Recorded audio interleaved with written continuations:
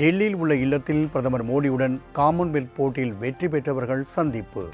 பதக்கங்கள் வென்று இந்தியாவுக்கு பெருமை சேர்த்த வீர வீராங்கனைகளுக்கு பிரதமர் மோடி வாழ்த்து.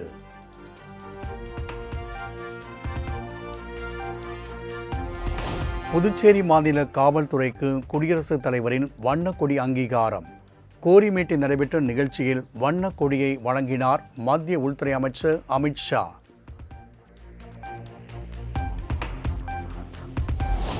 மத்திய உள்துறை அமைச்சர் அமித்ஷாவுக்கு புதுச்சேரி காவல்துறை சார்பில் அணிவகுப்பு மரியாதை. திறந்தவெளி வாகனத்தில் நின்றவாறு அணிவகுப்பு மரியாதையை ஏற்றுக்கொண்டார்.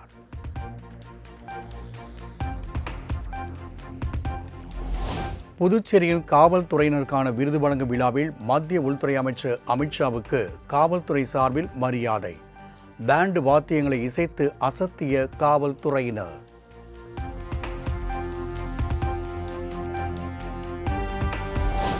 அனைத்து நிகழ்ச்சிகளிலும் முதலில் தமிழ்த்தாய் வாழ்த்து பாடப்பட வேண்டுமென தனி தீர்மானம் கொண்டு வருகிறார் முதலமைச்சர் விஜய். கல்வி நிறுவனங்கள், அரசு அலுவலகங்கள், பொதுத்துறை நிறுவனங்களில் தமிழ்த்தாய் வாழ்த்திற்கு முதலிடம் கொடுக்க கட்டாயமாக்க உள்ளதாக தகவல்.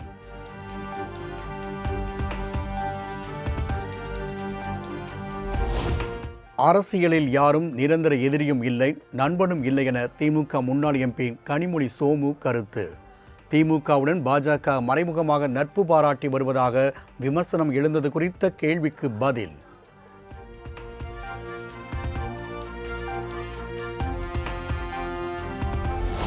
திமுகவின் புதிய நண்பர்கள் யார், யாருடன் நட்பு வைக்கப் போகிறார்கள் என்பதை தெரியப்படுத்த வேண்டும். திமுக முன்னாள் எம்பி கனிமொழி சோமுவுக்கு காங்கிரஸ் தலைவர் மாணிக்கம் தாகூர் கேள்வி.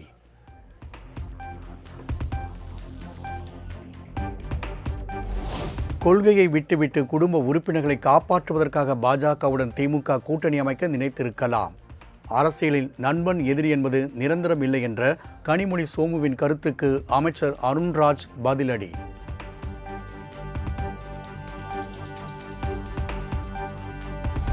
காங்கிரஸ் வருத்தப்படுவது குறித்து திமுகவிற்கு கவலை வேண்டாம் என கனிமொழியின் கருத்துக்கு காங்கிரஸ் எம்பி கார்த்தி சிதம்பரம் பதில். தமிழ்நாட்டின் பிரதிநிதித்துவம் குறையக்கூடாது என்பதற்காகவே தாங்கள் கவலைப்படுவதாகவும் பேட்டி.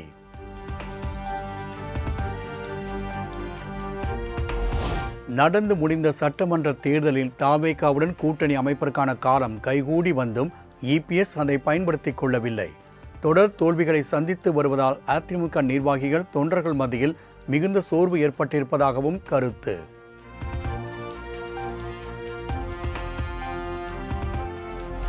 திமுகவை எதிர்ப்பதற்காகவே நம்பிக்கை வாக்கெடுப்பில் தவேகாவுக்கு ஆதரவு. அதிமுக முன்னாள் அமைச்சர் எஸ்பி வேலுமணி விளக்கம்.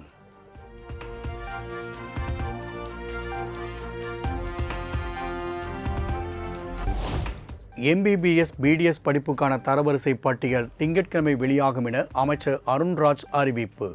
இதுவரை 72,627 பேர் விண்ணப்பித்த நிலையில் இளநிலை மருத்துவ படிப்புக்கான கலந்தாய்வு ஆகஸ்ட் 13ஆம் தேதி தொடங்கும் என்றும் பேட்டி.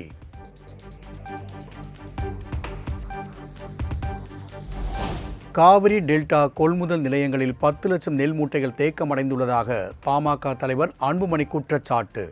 உழவர்கள் அரும்பாடுபட்டு அறுவடை செய்த நெல்லை உடனடியாக கொள்முதல் செய்ய நடவடிக்கை எடுக்க வேண்டும் எனவும் வலியுறுத்தல்.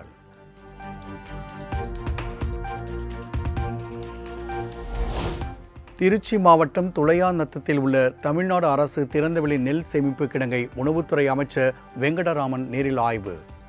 கொள்முதல் செய்யப்படும் நெல் மூட்டைகளை அரவை நிலையங்களுக்கு உடனடியாக அனுப்பி வைக்க வேண்டும் என அதிகாரிகளுக்கு அறிவுறுத்தல்.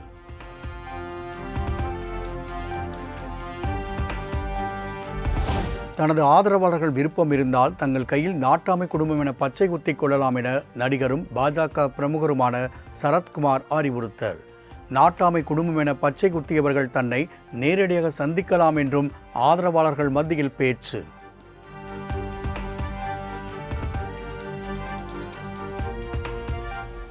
வீடுதோறும் மூவர்ணம் என்ற நோக்கில் பாஜக மாநில தலைவர் நைனா நாகேந்திரன் தலைமையில் சென்னையில் பேரணி. மூவர்ண கோடிகளை ஏந்தி ஆயிரக்கணக்கான பாஜகவினர் பங்கேற்பு.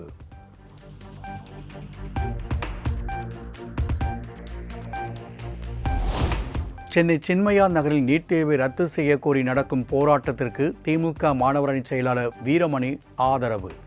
டெல்லியில் நடந்தது ஃபேர் நீட் போராட்டம், தமிழ்நாடு கேட்பது பேன் நீட் மட்டும்தான் என பேட்டி.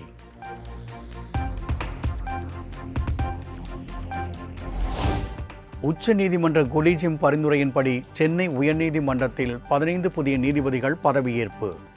சென்னை உயர்நீதிமன்ற தலைமை நீதிபதி சுஷ்ருத் அரவிந்த் தர்மாதிகாரி நீதிபதிகளுக்கு பதவி பிரமாணம் செய்து வைத்தார்.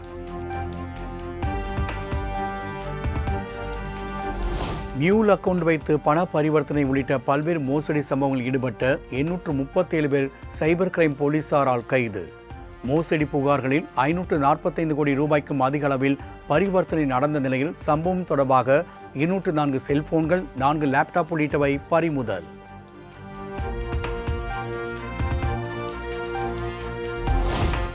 செங்கல்பட்டு மாவட்டம் பொத்தேரி அருகே கல்லூரி மாணவர்கள் தங்கியுள்ள அடுக்குமாடி குடியிருப்புகளில் 100க்கும் மேற்பட்ட போலீசார் திடீர் சோதனை. கஞ்சா மற்றும் உயரக போதைப்பொருள் பதுக்கி வைத்திருப்பதாக புகார் எழுந்த நிலையில் அதிரடி நடவடிக்கை. சென்னை எழும்பூர், ஆயிரம் விளக்கு, தேனாம்பேட்டை, சைதாப்பேட்டை, கிண்டி, மீனம்பாக்கம் உள்ளிட்ட பல்வேறு பகுதிகளில் திடீர் மழை. மேகமூட்டத்தின் காரணமாக விமானங்கள் வானில் வட்டமடித்ததால் பரபரப்பு.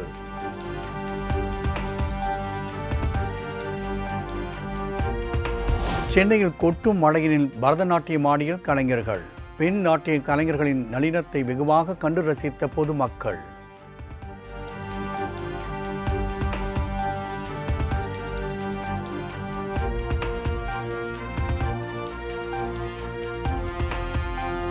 தமிழ்நாட்டில் ஒரு வாரத்திற்கு மழை பெய்யக்கூடும் என வானிலை ஆய்வு மையம் கணிப்பு.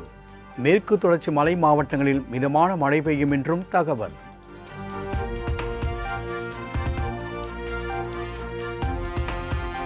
கோவை மாவட்டம் வால்பாறையில் கடந்த 3 நாட்களாக பெய்த மழையினால் பிர்லா நீர்வீழ்ச்சியில் ஆர்ப்பரித்து கொட்டும் வெள்ளம். சுற்றுலா பயணிகள் குளிக்கவோ ஆற்றில் இறங்கி செல்ஃபி எடுக்கவோ கூடாது என எச்சரிக்கை.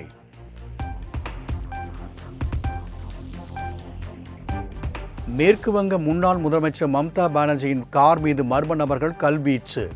கார் கண்ணாடி மட்டும் உடைந்திருந்ததால் மண்டை பிளந்து என் உயிரே போயிருக்கும் என அதிர்ச்சி பேட்டி.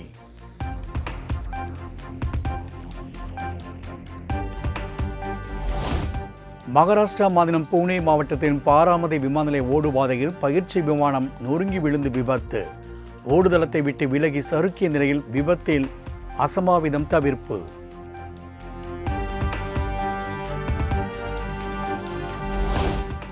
ஜார்க்கண்ட் மாநிலத்தில் ஆட்சேர்ப்பு தேர்வில் முறைகேடு நடப்பதாக ராஞ்சியில் ஜேபிஎஸ்சி மாணவர்கள் தொடர் போராட்டம்.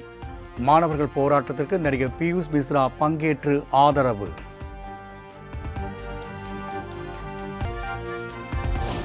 உத்தரப்பிரதேச மாநிலம் பாக்பத் பகுதியில் பெற்றோரை காவடியாக சுமந்து சென்று வழிபட்ட மகன்கள்.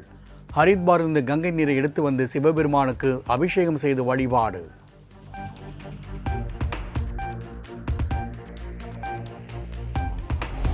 தமிழக கர்நாடக எல்லையின் நித்தலபுரா பகுதியில் தோட்டத்திற்குள் புகுந்த காட்டு யானைகள். தென்னை மரத்தை தோரோடு பிடுங்கிய யானை ஒன்று அதை முதுகில் வைத்தபடி செல்லும் காட்சி வைரல்.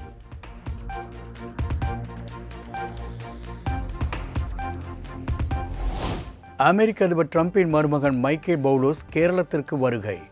ஆலப்புழாவில் படகு போட்டி காண வந்த நிலையில் அவருக்கு அம்மாநில முதல்வர் சதீஷன் பூங்கொத்து கொடுத்து வரவேற்பு.